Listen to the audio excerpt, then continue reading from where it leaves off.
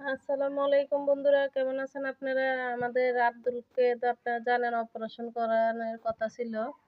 ওই আব্দুলকে অপারেশন করাইয়া আমরা বাসায় নিয়ে আসছি কালকে।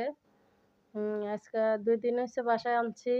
এখন আব্দুলের চোখ অপারেশন হয়ে গেছে। আবার ৭ দিন পরে ঢাকা যাইতে হবে। তো এরপরও আব্দুলের চোখে ব্যথা, আব্দুলের শরীর বেশি ভালো না। হুম। আব্দুলরে ২ সপ্তাহ একবারে রেস্টে থাকতে বলছে। ৭ দিন পরে আবার নিয়ে যাইতে হইব ঢাকা। এরপরে আবার নিতে হইব এই আরকি। তো আব্দুলের জন্য আপনারা দোয়া করবেন। আব্দুল যাতে তাড়াতাড়ি সুস্থ হইয়া যায়। বন্ধুরা, হ্যাঁ, আল্লাহ হাফেজ বন্ধুরা। সবাই ভালো থাকবেন, সুস্থ থাকবেন।